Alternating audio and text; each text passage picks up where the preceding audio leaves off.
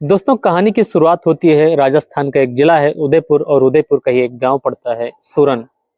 इसी सूरन गांव का रहने वाला एक व्यक्ति जिसका नाम सुभाष होता है। सुभाष जो है अपनी बिजली की जो है दुकान करता था उसी गांव में, अपने गांव के अंदर ही लगभग 15 साल से ही। सुभाष की जो पत्नी होती है, इसकी मौत जो है कुछ सालों पहले ही हो जाती है। इसका एक बेटा होता है, इकलौता बेटा, जिसका नाम रामकरण होता है। रामकरण जो है आर्मी में चला गया था, उसको नौकरी मिल जाती है। लेकिन 2 साल पहले ही जो है रामकरण की शादी की थी उसने सुनीता नाम की एक लड़की से। इधर घर पर सुनीता अपने ससुर सुभाष के साथ रहा करती थी। साथ ही जो उसका पति होता है रामकरण, वह फौज में था। और फिर एक दिन जो है 15 जुलाई 2025 को रामकरण को छुट्टी मिलती है और वह अपने घर पहुंच जाता है। घर पर पहुंचता है तो बहुत ही खुश होते हैं दोनों। उसके पिताजी भी, उसकी जो औरत होती है यानी उसकी जो पत्नी होती है, काफी खुश होते हैं। रामकरण भी बहुत खुश होता है, अपने पिताजी के पास जाता है, उनके पैर छूता है, उनका हाल चाल लेता है। और इसके बाद जो है शाम होती है, भोजन वगैरह बनता है, सब लोग खाते पीते हैं, अपने अपने कमरे में जाते हैं, सो जाते हैं। अगला दिन जब आता है तो जो उसकी पत्नी होती है, जैसा वह पहले कहा करती थी, उसको जो है ताने मारा करती थी, आज फिर से वह ताने मारना शुरू कर देती है कि तुम्हारे अंदर कुछ कमी है, तुम कभी बाप नहीं बन सकते हो, तुम जो है जाकर अपना चेकअप करा लो। तभी जो फौजी होता है रामकरण, वह भी उसको कहने लगता है उल्टे ही कि तुम भी जाकर चेकअप कराओ, मुझे लगता है गलती तुम्हारे अंदर है, तुम्हारे अंदर कमी है। दोनों जो है एक दूसरे की गलती निकालते रहते हैं, एक दूसरे की कमी निकालते रहते हैं। और इसी तरह से जो है दोनों में झगड़ा बढ़ जाता है धीरे धीरे। और फिर एक दिन रामकरण फौजी सुनीता को लेकर हॉस्पिटल पहुंच जाता है चेकअप कराने के लिए। वहां पर जब सुनीता का चेकअप होता है तो सुनीता को जो है नॉर्मल निकलता है। लेकिन जब रामकरण की चेकअप होती है तो डॉक्टर हैरान रह जाते हैं और उसको बताते हैं कि देखो, तुम एक जो है फौजी हो, एक बहादुर व्यक्ति हो, लेकिन तुम्हारे अंदर जो है कुछ कमी है, जिसको सुधारने के लिए कुछ दवाएं मैं दे रहा हूँ। इसको खाने के बाद तुम्हें फायदा हो सकता है कि तुम्हारी यह जो कमी है ठीक हो जाए। इसके बाद जो है दोनों दवाएं लेकर वहां से घर चले आते हैं। अब घर आने के बाद फिर से वही लड़ाई झगड़ा शुरू हो जाता है। और जो सुनीता होती है परेशान रहने लगती है कि अब वह जो है कभी मां नहीं बन सकती। इसी बात को लेकर दोनों में खटपट होती रहती है। लेकिन रामकरण जो होता है अपनी पत्नी से बार बार एक बात कहता रहता है कि हम जो है एक बच्चा गोद ले लेते हैं। लेकिन जो उसकी पत्नी होती है सुनीता, यह बात मानने को तैयार नहीं होती है। वह बार बार जो है रामकरण को ही सुनाती रहती है। और जब धीरे धीरे वक्त गुजरता है, 1 अगस्त की तारीख आ जाती है, तो रामकरण कहता है कि देखो सुनीता, अब जो है मुझे वापस ड्यूटी पर जाना पड़ेगा। और इसके बाद जो सुनीता होती है और भी दुखी हो जाती है उसके जाने की बात सुनकर। और रामकरण जो होता है अपना बैग वगैरह पैक करता है, सामान पैक करता है, तैयारी करता है और जो है निकल जाता है। उधर रामकरण निकल जाता है अपनी ड्यूटी पर। इधर जो है इसके घर पर सुनीता परेशान रहा करती है। 2-3 दिन बीत जाता है और फिर शुरू हो जाती है उसके मन में एक विचार, यानी सुनीता के मन में वह अपने ससुर को लेकर जो है विचार करना शुरू कर देती है। और फिर जब एक दिन रात को 9 बजे उसका ससुर जो है दुकान बंद कर कर घर पर आता है और हाथ पैर धोकर उससे खाना खाने के लिए मांगता है, तो सुनीता उसे खाना देते हुए बोलना शुरू कर देती है कि देखो, तुम्हारा जो बेटा है, चेकअप कराया है हमने, और चेकअप में यह निकला है कि वह कभी बाप बन ही नहीं सकता है। वह तरह तरह की बातें अपने ससुर को सुनाना शुरू कर देती है। उसका जो ससुर होता है खाना खा रहा होता है और यह सब बातें जो है उसकी सुन रहा होता है और सोच रहा होता है कि देखो, अभी तो यह बात घर के भीतर है और धीरे धीरे यह बाहर भी जाएगी। बाहर के जो लोग हैं, पड़ोसी हैं, दुश्मन हैं, सब लोग धीरे धीरे यही कहना शुरू कर देंगे कि जो तुम्हारा बेटा है फौजी जरूर है लेकिन कभी बाप नहीं बन सकता है। यह बात वह सोचते सोचते जो है खाना खाता है और खाना खाकर लेटने चला जाता है। लेटने जाता है, लेट तो जाता है लेकिन उसे नींद नहीं आती है। वह रात भर सोचता रहता है और लगभग 12 बजे का जो है समय हो रहा था रात के। एकदम से वह बिस्तर से उठता है और उठकर सुनीता के कमरे में चला जाता है। सुनीता ने इस बात को उसके सामने रखा भी इसी वजह से था कि उसको यह पता चले तो शायद वह मेरे कमरे में आए और उसकी जो जरूरत है पूरी करे। अब सुनीता भी उसका इंतजार कर रही थी कि क्या पता ऐसा हो ही जाए। खैर, जो उसका ससुर होता है उसके कमरे में पहुंच ही जाता है और फिर दोनों मिलकर एक ऐसा कदम उठाते हैं जो सारी मर्यादा लांघ जाते हैं, सारी हदें पार कर देते हैं। और जो चाहती थी सुनीता वैसा ही होता है, और दोनों जो है एक नाजायज संबंध बनाना शुरू कर देते हैं। दरवाजा बंद कर दोनों नाजायज संबंध बनाते हैं। इसके बाद जो है कमरे से बाहर आकर जो उसका ससुर होता है बाहर लेट जाता है। लेकिन यह जो प्रक्रिया है अब यहाँ से शुरू होती है, और धीरे धीरे जब भी उन दोनों का मन होता, इच्छा होती, इकट्ठा हो जाया करते। इसी तरह से 1 महीना बीत जाता है, और फिर एक दिन जब उसका ससुर यानी सुभाष होता है अपनी दुकान में, बिजली की दुकान पर बैठकर कोई सामान बना रहा था, उसी दौरान जो है उसको करंट लग जाता है। जब उसको करंट लगता है तो बेहोश हो जाता है।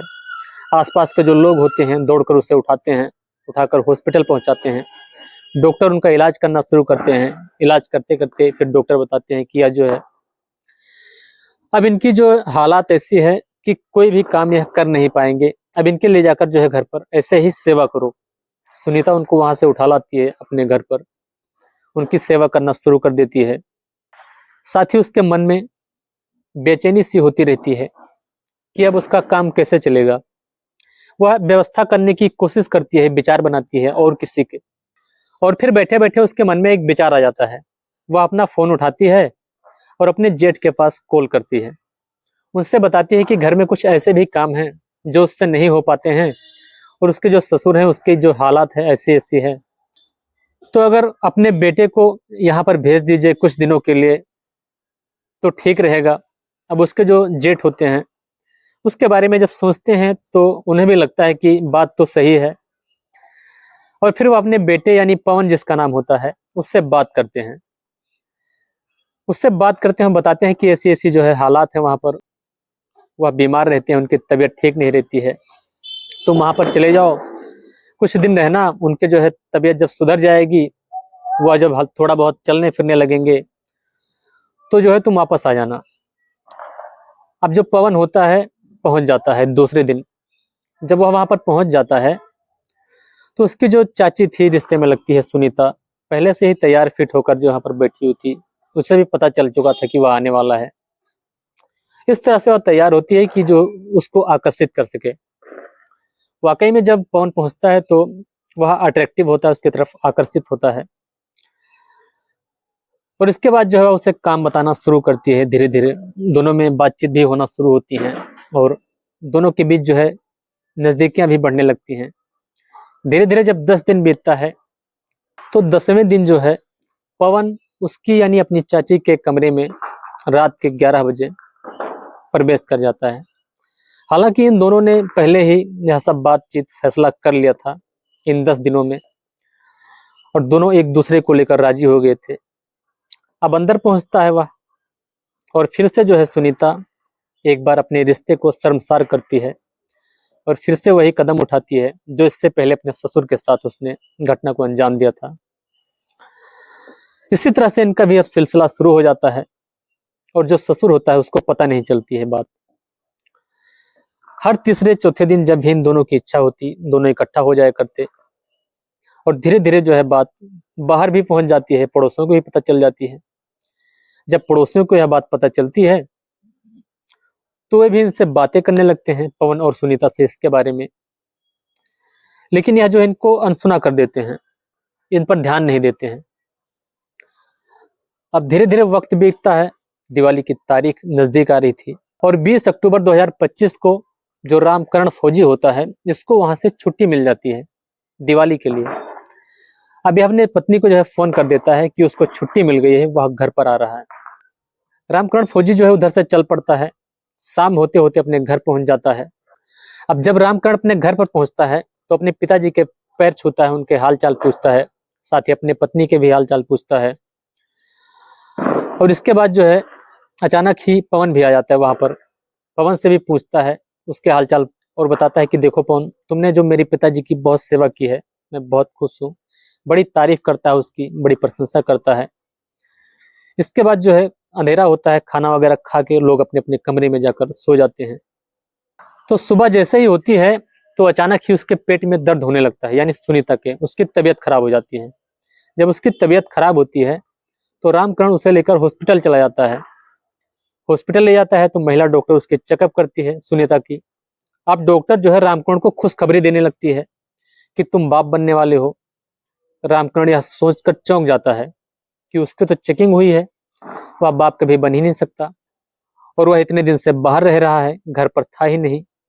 तो वह आखिर पवन और उसके पिताजी ही घर पर थे, तो फिर यह किसका बच्चा हो सकता है। अब वह हैरान था, सोचकर परेशान था। कुछ दवाएं लेता है अपनी पत्नी के लिए और फिर घर आ जाता है। घर पहुंचते ही दोनों में काफी बहस होती है, लड़ाई झगड़ा होता है, लेकिन सुनीता जो है उसे छुपाने की कोशिश करती है बार बार। और जो है रामकरण फौजी उसे मारना शुरू करता है। जब उसे पीटना शुरू करता है तो आखिरकार जो सुनीता है उगलना शुरू करती है और बताती है कि मेरे साथ जो है इन दोनों ने संबंध बनाए हैं, अब ये नहीं पता कि इनमें से किसका बच्चा है ये। रामकरण जब यह बात सुनता है तो बौखला उठता है कि मेरी पत्नी ने दो दो लोगों से संबंध बनाया, वो भी इतना गलत संबंध, नाजायज संबंध। वह कुछ नहीं बोलता, न अपने पिता को, न पवन को, न सुनीता को। अब यहाँ से कुछ नहीं कहता, चुपचाप घर से निकल जाता है। चला जाता है बाजार। बाजार जाकर वह कुछ मिठाइयाँ खरीदता है और कुछ जो है नशीली दवाएं खरीदता है। दवाओं को जो है मिठाइयों में मिला देता है, मिक्स कर देता है। इसके बाद जो है कुछ पटाखे भी खरीदता है। घर चला आता है रात के 8 बजे। घर पर आता है, अपने पिताजी को मिठाई खिलाता है, कहता लो पिताजी आज दिवाली है, मिठाई खा लो। इसके बाद पवन के पास जाता है, उसे भी मिठाई देता है, कहता है आपने मेरे पिताजी की बहुत सेवा की है, मैं बहुत खुश हूँ, ये लो मिठाई खाओ, ये लो पैसे भी रखो। इसके बाद जो है अपने पत्नी के कमरे में जाता है, उसे मिठाई खिलाने की कोशिश करता है, वह खाती नहीं है। अब धक्का मुक्की करके थोड़ा बहुत उसे खिलाता है। अब जब तीनों के तीनों बेहोश हो जाते हैं, सबसे पहले तो अपने पिताजी के कमरे में जाता है, गला दबाकर उनकी हत्या कर देता है। उनकी हत्या करने के बाद पवन के कमरे में जाकर उसका भी गला दबाकर हत्या कर देता है। आखिर में अपनी पत्नी के कमरे में जाता है और जो कुछ पटाखे लेकर आया था वह सारे पटाखे उसके शरीर पर पूरी तरह से बांध देता है। उसके गुप्तांग पर भी पटाखे रख के सुतली से यानी रस्सी से पतली बांध देता है सारा। और इसके बाद जो है पटाखे के एक कोने पर आग लगा देता है। एक एक करके अब सारे पटाखे उसके शरीर पर फूटने लगते हैं और उसी में जलकर उसकी जो है मौत हो जाती है। जब उसकी मौत हो जाती है वह वहां से निकलकर उसी रात पुलिस स्टेशन जाता है और खुद को जो है सरेंडर कर देता है, पुलिस के हवाले कर देता है। पुलिस को सारी कहानी सुनाता है और जो है पुलिस एफआईआर दर्ज कर उसके खिलाफ कार्रवाई करना शुरू कर देती है। अब दोस्तों इस घटना को सुनने के बाद आप बताइए इसमें किसकी गलती नजर आई? क्या जो रामकरण फौजी ने किया सही किया या गलत किया? कमेंट में जरूर बताइएगा। अगर आपने मेरे चैनल को सब्सक्राइब कर लिया है आपका बहुत बहुत शुक्रिया, अगर नहीं किया है तो चाहे तो कर सकते हैं। मैं भोलेनाथ फिर मिलता हूँ एक और नई और सच्ची घटना के साथ, तब तक के लिए जय हिंद, जय भारत।